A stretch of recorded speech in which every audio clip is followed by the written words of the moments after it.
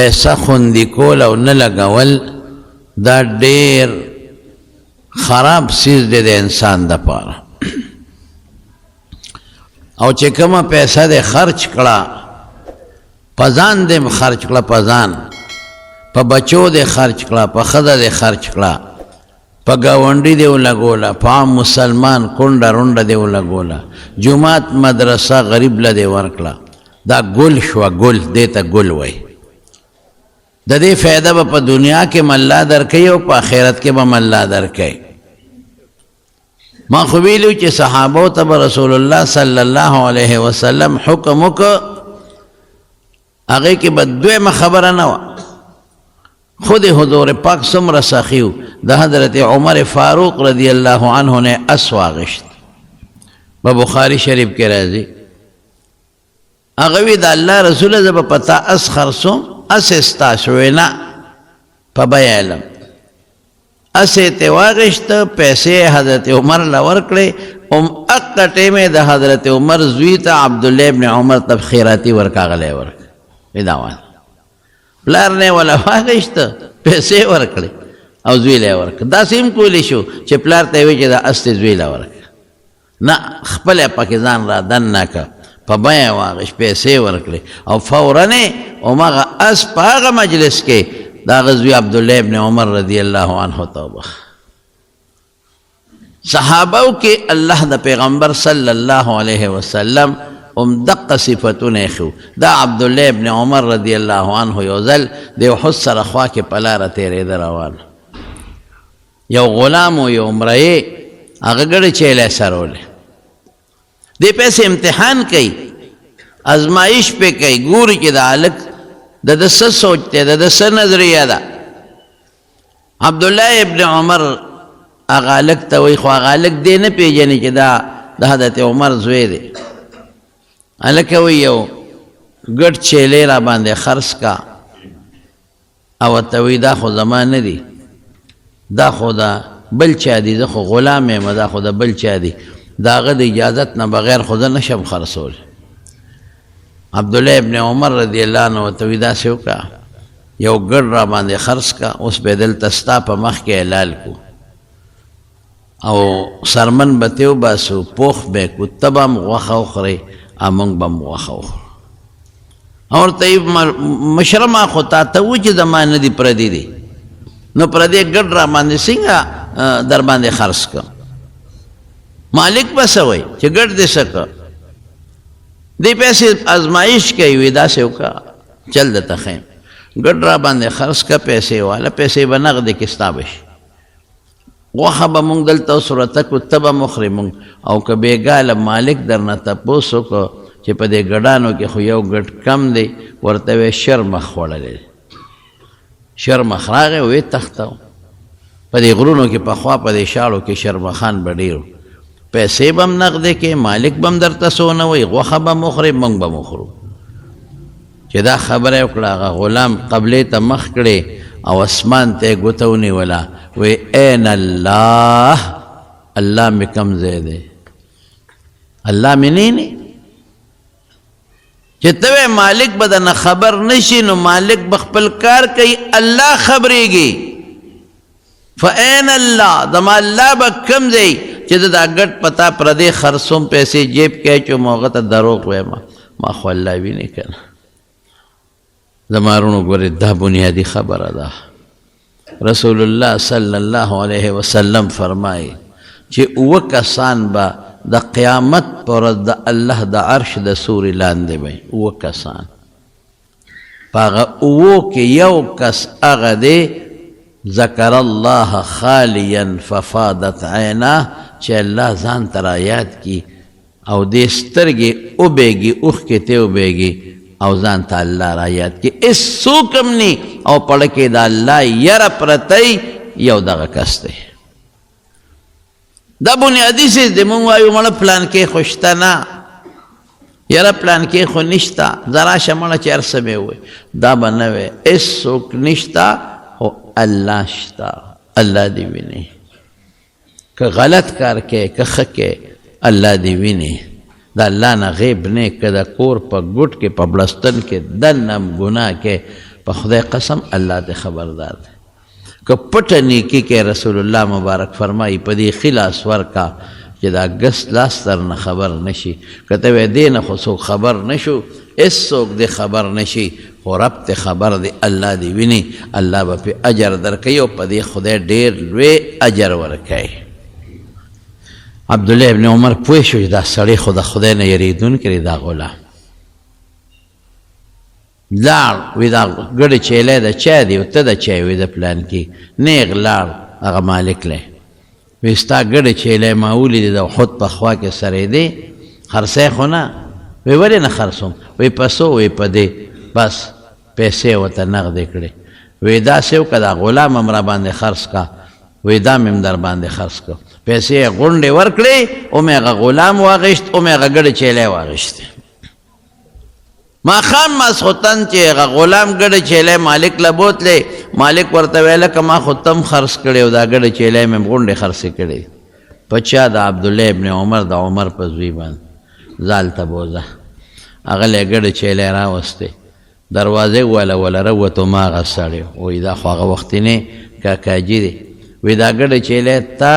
اغشتی دی وی او وی زی راته وښایه دا کم ځای ودرو او وی زه دې ما اغشتی یم وی او وی ما ته هم د شپې ځای ښایه چې زه به کم ځای سملم عبدالله ابن عمر ته بچې ما ته ځان له نه اغشتی ما الله له اغشتی هغه الله له مې اغشتی چې تا ما ته وختي وی چې ما وی مالک د نه څه خبرېږي او ګډ را خرڅ کا او تا وی چې مالک خو دلته نشته خو فعین الله الله به مې کوم ځای وی الله مې نه دی کوم الله چې ستا پړه کې پروت دی او کوم الله نه چې ستا زړه یریږي هغې الله دپاره مې اغشتې ځه ازادې ما خپل خدمت له خپلې نوکرۍ له نه اغشتې بچې دا ګډه چیلی مې هم تا له اغشتې دی دا هم ستا دی ګډه چیلی هم ستا تم د خدای په خدای داسې سخا وه په صحابه کرامو کې هغوی د رسول الله صلی الله علیه وسلم د سورې لاندې لوی شوي دي د دواړو جهانو د مبارک سردار چترۍ پې د پاسه وه د هغوی صادر ورباندې د پاسه وه او چې کم صفت به په حضور پاک کې و فوراً به عمل کو یقین یې و زموږ یقین نشته هغوی د پیغمبر په خبره کلک یقین دی چې د خدای دپاره ورکړم مال الله راکوي دی بالکل یقین و زمونږ هغه یقین نشته مونږ یې په غوږ اورو خو مونږ وایو که دا 5 روپۍ هم د خدای په نوم ورکړې کمې شوې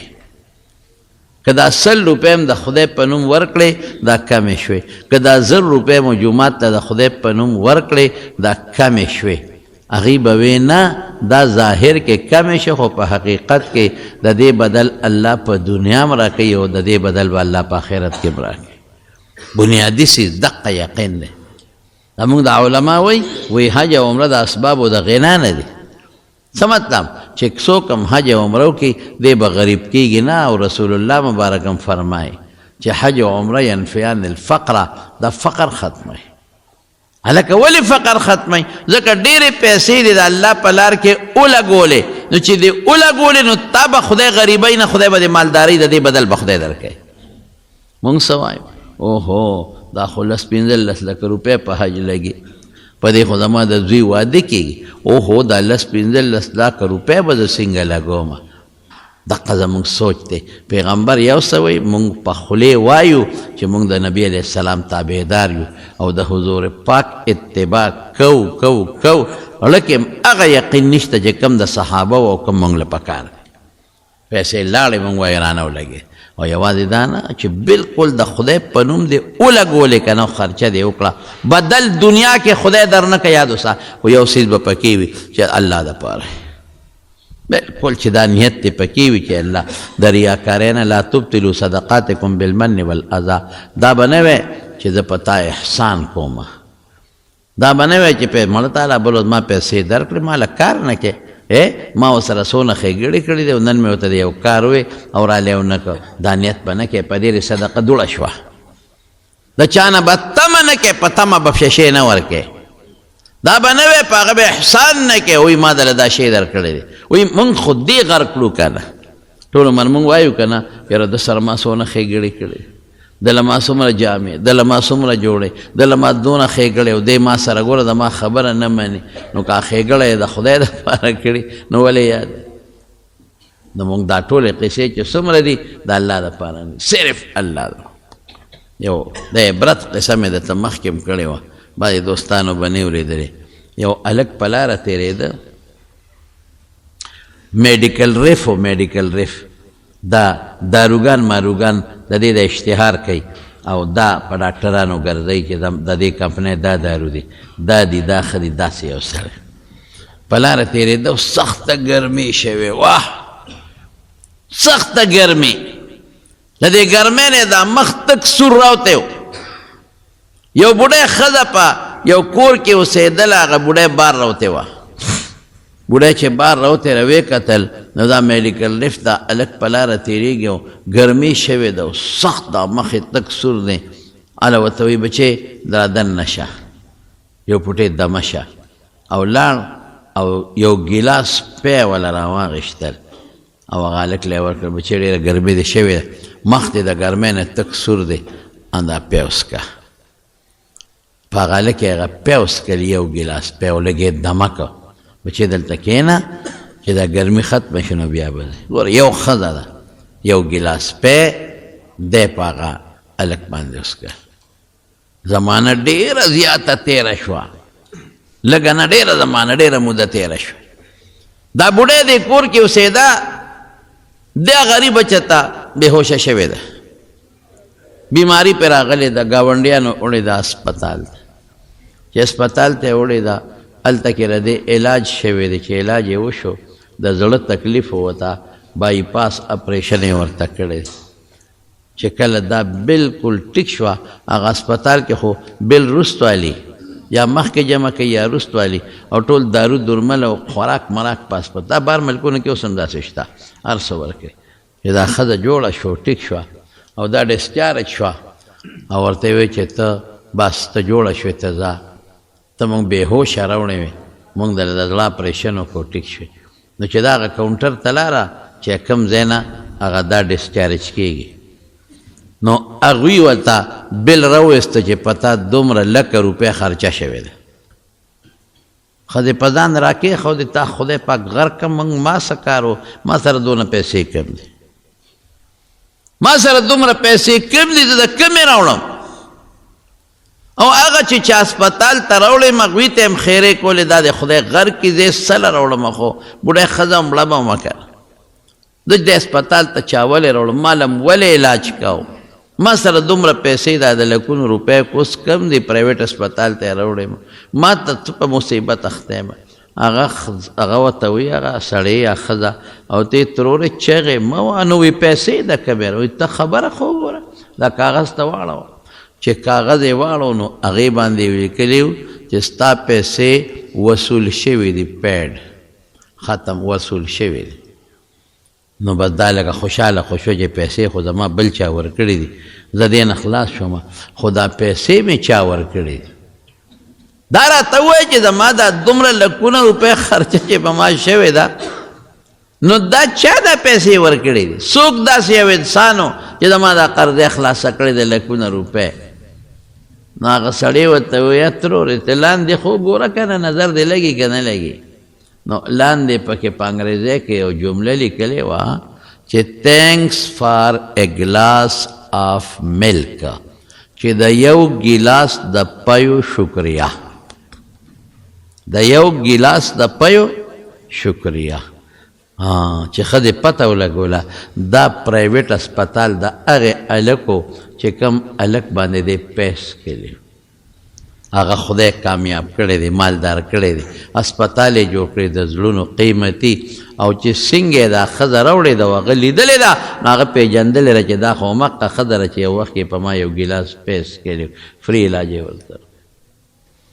دا زړونه بدلونکی انسان نه دی دا الله دی پړه کې اچول دا د الله کار دی دا نظام د الله په لاس کې دی دا نظام قسم په خدای خدای چلے دا سوچونه کې فکرونه کې چې ګنې زه یو ځل روان وم عمرې له عمرې لتلمه نو په عمره کې هغه د کراچۍ باندې زما تللو کراچۍ کې زمونږ سټی وه غالبا 1994 د دې ځای نه ما سره فیض محمد حاجي صاحب مو خدای پاک دې وبخي د دیدار آباد هم را سره ملګري همې ګوه خو هغه وفات شوی نور هم راسه یو دوه کسانو نو چې زه تلمه نو کراچۍ کې زمونږ شپه وه نو قانون دی چې دا کوم ځای کې جز د دې خپل څه قانوني او یو ځای کې د سټی وي نو تاله هغوی هوټل درکوي نو مونږ چې کراچۍ ته لاړو هلته کې په ایرپورټ مونږ سینکوز شو مونږ ته دلته نه ایجنټ ویلی و 14,000 روپۍ ټکټ و ښه 16,000 نو مونږ ته ایجنټ ویلی و چې شپه به دله حکومت درکوي جز والا به درکوي نو چې زه کوز شم هلته کاونټر له تلمه چې زه ورته ویم چې مونږ له شپې له هوټل راکړي سبا زمونږ جدې ته فلایټ دی چې څنګه تلم یو بټوه پرته وه دا د اجانې غاړې ته ساچې بټوه ما زر راوچته کړه یو پنجابي و که سندي و هغه پې ګواښ وکړه خو ما راوچته کړه چې راوچته مې لکه زمونږ د ملګري ده لکه مې وایي چې خو دا عمرې ملګري وایي د حج که نه بټوه هغه ده الله چې زه هغه کاونټر له لاړم هغه کاونټر ته مونږ وایي چې مونږ خو سبا فلایټ دی ټکټ مې ورته وښو نو هغه ما ته وایي چې بار ته یو کاغذ یې راکړه پرچه یې راکړه وی دوه کسان یې ما وی دا به تاسو هوټل ته بار ګاډۍ ولاړ دی بوځي او سار به مو واپس راولي چې بل جس کې لاړ شي ما چې هغه بټوه وکتل نو په هغه بټوه کې شناختي کارډ هم و پاسپورټ هم و ټکټ هم و ریالونه مو پکې نورې پیسې میسې مې پکې شناختي کارډ مې راوویسته او هغه کاونټر والا ته مې دا زما ملګری دی دا ستا سړی څه شو وی دا هم دغې هوټل ته مونږ لیږلی دی یا تا ته کوم ته لیږو دیم تاسو سره سبا روان دی دا هغې کې دی مې ښه چې زه څنګه بس ته وخت هوټل ته یې بوتلو یاره ته یقین وکړه چې هوټل ته مونږ څنګه ورتلو که نه نو د هوټل په خوله کې یو څو کسان ولاړ دي یو دوه درې پکې بوډاګان دي داسې هغه یو لاس رپېږي داسې خو چې ما وکتل ما وپېژنده که شناختي کارډ شي خو یې ما سره مې بابا ولې یاره وایي د ده نه هلته چې ته لاره کې بټوه پروت دی دا پاسپورټ هم دی ټکټ هم دی هر څه دی او عمرې له روان او پته نه لګي چې کوم ځای پروت دی دا پریشاني ده مې پریشانه کېږي مې ها مې دا خو نه ده مړه سم خوشحاله شو ځکه چې پاسپورټ هر څه ورته میلو شو ویزا او هر څه په هغې کې سم خوشحاله هغه وخت سره 1500 روپۍ دی راوویست ډېر شو او ما یې راکړې هم بچې دا واله مې ما په بیه دله نه دی راوړی نو وخت لا 1500 روپۍ خوشحاله شو ګوره اوس الله دې بدل خلاصولو ته ګوره هغه ذات ته قسم په خدای لاس په لاس دله بدل خلاصوي ځکه خو رسول الله مبارک فرمایي انا اغیر منکم والله اغیر مني زستاسو نه غیرتی من الله زمانه غیرتی غیرتی له چا بدل په ځان نه پرېږدي مونږ وایو د خدای بندګانو ورکې الله له قسم دې که بدل پرېږدي دلی درکوي خو بس خلک وایي نه که مې ورکړه دی راکوي کمیږي صحبه چې زه سبا جاس کې کېناستو او جدې ته ورسېدل ماما مې راپسې راغلی و د هغه به دا هغه زمانه کې دا کیسټې وې د نعتونو دا کیسټې به یې خوښې نو ما ولا دلته یو حافظو په دې عثمانزو کې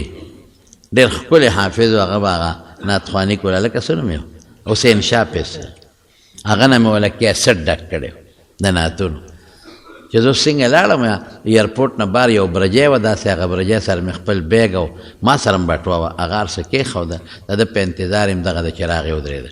ما ته وي زه خورئ چې خېجو ګاډي ته سامان هم ګاډي ته وخېجو روان شو یاره چې د جدې نه بار هم داسې نیم مزل وکړو ما ته وي خورئ زما کیسټ ترې راوړی دی که نه مې هو وی راکړه چې ولګو که نه چې اوس کیسټ راکړه ولګو وړه مې ټس نارې کړې اخو مې بټوه کې دی هلکه مې ته وګوره بټوه جوړدمان هلته کې په هغه ایرپورټ کې پاتې شو ما ته وی نه یاره بټوه ما سامان ټول شاته ډېک کېښودی یاره مې زما شک ته تو درې ما وی کېښود یاره مې تو درېږه ګورو چې ګاډۍ ودره چې وکتل بیګ هر څه بټوه نه وه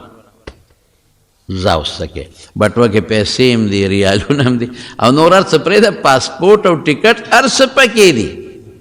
یا خدایه دا څه په مصیبت وړی اوس هلته ټرن کم دی هلته کې دا واپس یو ټرن نه دی دا ډېر لرې وي ځکه موټر وی ده بس سړک خولې روانې شوې ځکه نور څه نشته، پیسې خو به چانه قرض هم والي، خپل هم شته، رشته دار هم شته، خو پاسپورټ ویزې سره به څه کوي.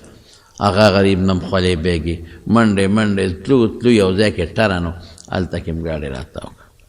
یا راته وکړه راځئ ایرپورټ ته. بلا وخوړې چې په ایرپورټ ور دننه شو، برجۍ ته مې وکتل، زما بټوه پرته وه، خو بیا مې مړه کېټه څه وه، مې چا به سامان ایستې و، تشه بټوه به پرته. یاره ته یقین وکړه چې بټوه مې راوچته کړه او پولاو مې کړه، هر څه پکې محفوظ پراته و. ما یې ربه ډېر زر دی بدل راکړه، راته دې وښوله چې که هلته دې په هغه شي سترګې پټې کړې وې، دلته به د نو دار ستلل. زما الله پاک د چا بدل پریدي نه، په هغه سات ته له خدای پاک بدل درکوي. د خدای په لار کې نه ورکوې، سزا یې څومره ده؟ والذین یکنزون الذهب والفضة. او الله فرمایي چې سره او سپین خزانه کې او د خدای په لار کې نه خرچ کوي، حقوق نه ورکوي، نه پردی حق، دا هم د خدای په حکم دی، نه د الله حق، نه جماعت کې، نه غریب لا، نه کونډې لا، نه صدقه، نه خیرات. الله وی فبشرهم بعذاب علیم. اے محبوبه د دردناک عذاب زیری والا ورکا، دردناک عذاب برسیږي. هغه دردناک عذاب څه دی؟ دا یوم یحما علیها فی نار جهنم، دا مالونه به خدای راوالي، د دې نه به الله تختې جوړه کړي، تختې، او دا به د جهنم په اور کې سری کی ګرمې به کی، او د دې انسان تندیله او شاله او اړخونه له به پې داغونه ورکوي، دا کمال باندې داغونه به درته میلاویږي. او بیا به څه وایي؟ هذا ما کنستم لانفسکم، دا هغه مالو چې ځان له مو جمع کړی، فذوقوا ما کنتم تکنزون، چې کم مال هم ځان له خزانه کړی، د هغې سزا او د هغې وبال وڅکه. اوس به څه کوې ورسره؟ ته خو مال دې جمع کو، پرېږدې، بچو ته دې پرېښود، نسو ته دې پرېښود، او د خدای لار کې دې ونه لګو. د دې نه د اوسپنې تختې جوړېږي، د دوزخ اور کې به سري کېږي او داغونه به درکوي. دا د الله د قرآن وینا ده. حدیث کې راځي رسول الله صلی الله علیه وسلم فرمایي دا مال به الله ګرم کی، کم مال نه چې ته زکات نه ورکې. ډېر خلک دې زکات نه ورکوي، داسې معمولي غوندې چې ته یو 100 روپۍ ورکې، باقي زکات نه ورکوي. وایي مال کمیږي، د خدای بنده که زیات نه شو، د خدای د رضا دپاره یې ورکه راشه. ولې خدای دروغ وایي، پیغمبر دروغ وایي؟ الحمدلله رښتیا وایي. دا پیسې به راواخلې او دا به د اوسپنې ګرمې به کي، او په دې تی د پاسه به یې کېدي، د تی د اثر نه دی، په دې د پاسه به یې کېدي، او دا به دومره ګرم وي چې شاته دې اولي ته به یې توخېږي، او شاته به په دې اولی ورته کېدي، دا به دومره ګرم وي چې مخامخ بار به دې تی ته دا تو را رسېږي.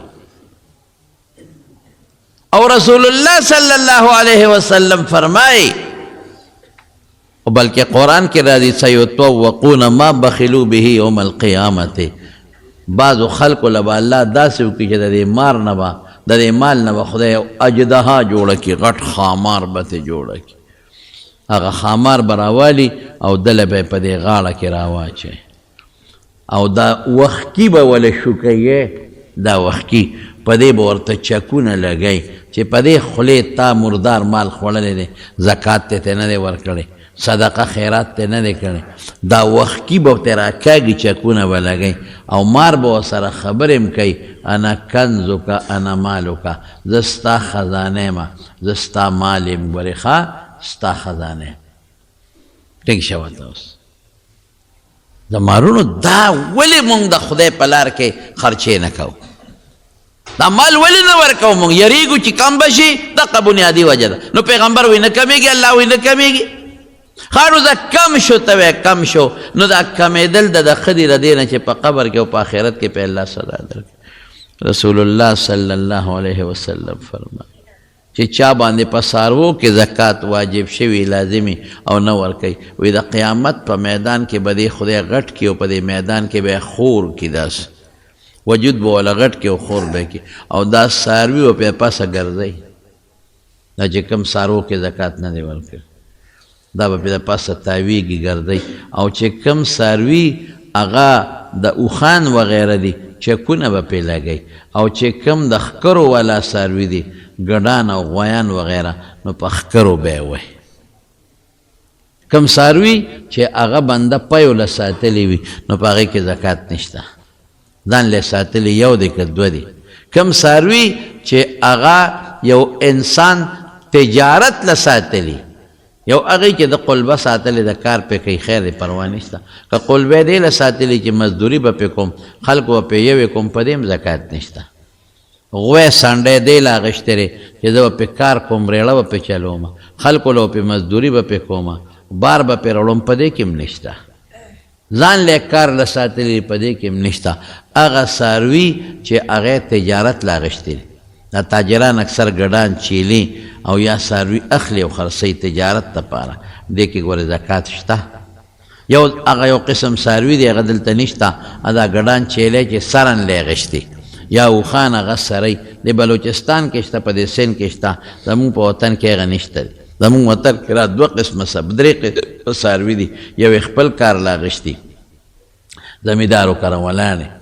چې دا ما کار له اخیستي دي کار به پې کوم پی به ته اخلم زمینداره به پې کومه بچي راوړل نو زه بچي به هم ترې خرڅوم یو دا په دې زکات نشته یو هغی چې دې دپاره یې قلبه اخیستي چې خلکو له پې لګیا دی کار کوي مزدوري دې کې هم نشته چې دا اخیستل خرڅول خرڅوي او اخلي د منډۍ دا سوداګران نو دوی به د خپل قیمت به یې ولګوي او د هغې زکات ته ورکړي ورې نه که دقه سزا ده چې دا کومه سزا درته ما وویله نو په مال کې بخل مه کوئ بس د خدای په لار کې خرچې کوئ پرون مې درته ووی رسول الله صلی الله علیه وسلم فرمایي چې کوم سخي دی نو قریب من الله الله ته نږدې دی قریب من الجنه جنت ته نږدې دی قریب من الناس خلقو ته هم نږدې دی ولې خلک یې صفت کوي څوک ترې نه تښتي مړ دا خو ډېر ښه سړی او بخیل بعید من الله دا الله نه لرې دی بعید من الناس خلقو نه هم لرې څوک ورنږدې کېږي نه ورکې که مړوئ د دوو پیسو خیر پکې نشته دی او بعید من الجنه د جنت نه هم لرې دی اور ته نږدې دی بس د خدای شان دی که نه چې بخل ډېر خطرناک او دا بخل چې که نه دا بخیلوان بعضې سړی په خپله خي په ځان او په بچو خوري پردو له نه ورکوي او بعضې ظالم کنجوسي کنجوس خو پېژنئ که نه کړوس ورته وي کړوس او کنجوسه چې نه ځان ته نه کېږي او نه بل ته نه کېږي بس پیسه د جیبه راوباسي نه لاس کې روپۍ نیولي او که هغه روپۍ خوله خوله شي روپۍ ورته جاړي جاړي ورته خوله شي چې باباجي یا مې جیب کې کېده او یا مې ولګاوه دته کنجوس وایي دته کړوس وایي کړوس نه ځان ته او بعضې خو دی چې ځان ته اړه کېږي خو بل ته نه یو سړی اوس مړ دی خدای دې وبخي ښځه به یې مونږ کار راتله هغه هم وفات شوې ده یاره دواړه دې خدای وبخي ښه انسان نو ما ته به یې هغه ښځې وی ما ته وی یاره دې سړي ته اوس نصیحت وکړه خو ما مه یادوه نو مې چې زه تا نه یادوم نو ما ته وایي چې تا ته پیریان وال ویلې دی که څنګه چل او سړی مې غوسناک دی ما له ولې کار ګور نه نه وایي ته ورته نصیحت وکړه مې څه وایي غوښه راوړې غوښه نو چې غوښه راوړې نو یې ما ته وایي چې دا باندې کا ووینځئ په خپله یې کله ووینځي ټوکړې ټوکړې یې کله وله زوکم نو وایي زه ورته ناست یم نو یې هغه غوښه چې پخه شي نو سمسۍ باندې راوباسي په پلیټ کې وخوري د ظالم بچی کیلو 2 کیلو غوښه غونډه وخوري د سیل نو یې اخره کې چې مړې پاتې شي او ډوکې مډوکې پاتې شي نو یې دیکه ورکړي چې ځه خدای مې بېخو بس دا دې په بچو مه خوره ته مه خوره ته ورته دونه ووایه چې 2 کیلو روړی نو ظالمه کیلو خوره دا کیلو خو پکې دی نو هغه چمړې واړه کم ځای خوري او زمونږ کم ځای تېرېږي نو بعضې داسې خلک او بعضې داسې هم دي هم درته ووایم بعضې داسې هم دی چې د ظالم ځان ته هم نړی کېږي او پردو ته نو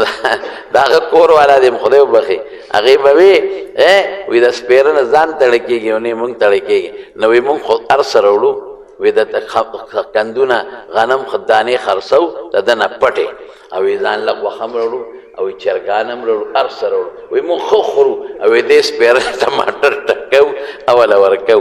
وی ځکه وی داسې وی دې ته خوراک وی وی دقسې وی بچت کوې بچت چې بچت کوو پته هم دا ټماټر او چټني او شملې خورو او یم په خپله ښه چرګه لږي د ظالم بیا خو پوهېږي نه ایو سړی و نو هغه خانه بدوش و خانه بدوش یو خو بشیرجان دی بشیرجان خو دومره غټ شوم دی که نه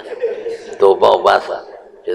د جیب نه 2 روپۍ د ظالم نه راوځي کله ورسره نه مي او کله ښه جیب ډکي دا ده یو طرف جیب هم پړسېدلي او دا بل طرف جیب هم پړسېدلي زه خو پېژم چې نن یې شیوالی دی نو خبره مې دې پورې کوله چې هغه د خانه بدوش یو خیمه وه نو یو سړی غریب په لاره تېرېده نو هغه اوږې و خانه بدوشو ته وایي اوږې ما او د خدای په نوم سره کې نو هغه ښځې زر په پلیټ کې ترکاري راواچولو ډوډۍ خاوند ورته څه کوې وی دغه سړی دی غریب دی سوالګر دی هغه له ورکوم کېده خبیث لور هغه له ورکوم زمونږ پې بیخ ووته سهار نه ماښامه پورې منډې و پیسې پیدا کوو او ته یې ویشې خلکو له ورکې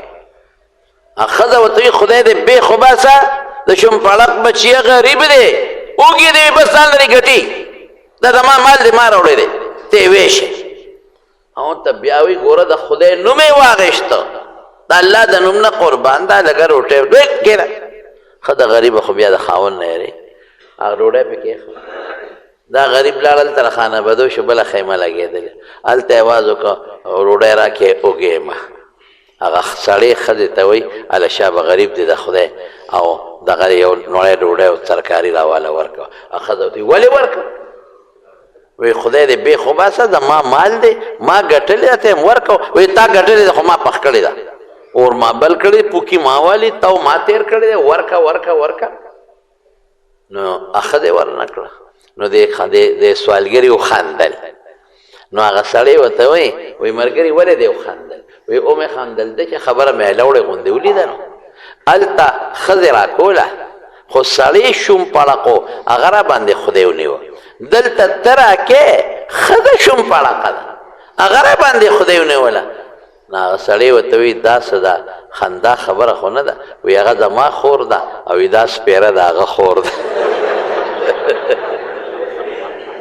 وی څنګه چې هغه بشیر جان دی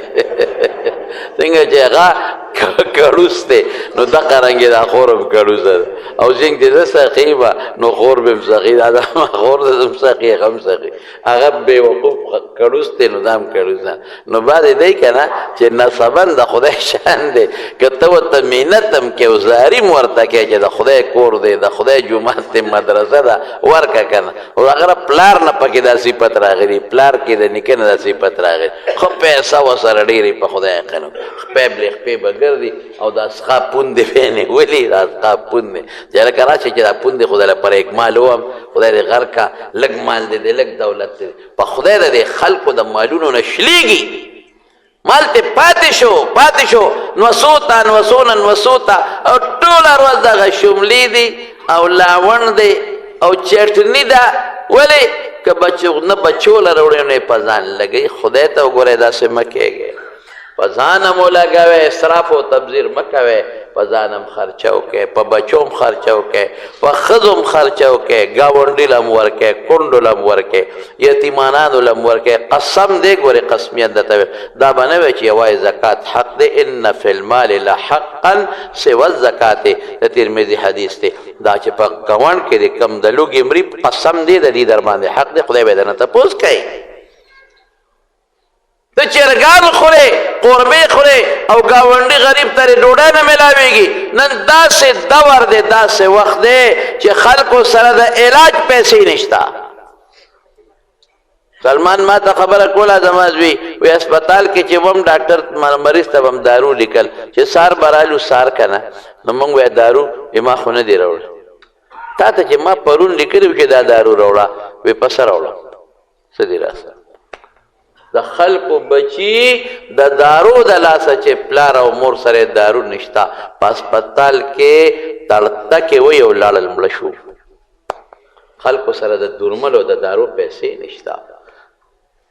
ورشه خلک نن د لوږې دونه ګراني ده چې خلک د لوږې مري او بعضې خلک د پیسو د لاسه چوي دا حقونه یې در باندې د دې غریبانانو د دې ګاونډیانو حقونه یې در باندې یو خو مهرباني وکړئ زکات پوره ورکړئ کوتاهي پکې مه کوئ او چې دا کم په ګاونډ کې غریبانان دي کونډې یتیمانان مسکینان د دوی خیال ساتئ روړه وړه والا اخلئ ګوړه والا اخلئ غریبانان دي چینی والا اخلئ جامې والا اخلئ په زکات کې مانه پرونه مجي صاحب تپوس جامې م ورکولی شي قیمت به ولګې چې د دومره پیسو دي دا ورکولی شي په زکات کې وړه م ورکولی شي مثلا تروړه چې په سودا دا دونه تروړه مې ورکړه دا د هغې قیمت دی دا زما زکات شو ګوړه ده مثلا من مثلا 500 چې ده چاله ورکړي دا د دونه پیسو ده دونه پیسې د زکات کې لاړ دا ورکولی شی تاسو ورکې دی غریبانانو او جزانانو له بدل به یې د خدای درکړي څومره چې ورکې هغه به درته راځي څومره چې ورکې راځي به نو زه څه ویم درته چې د خدای او د رسول خبرې نو په هغې کې زما د خبرې څه ضرورت دی بخل به نه کوئ او سخا به کوئ ښه انشاءالله الله هم خوشحاله که الله هم خیر او برکت نصیب کړه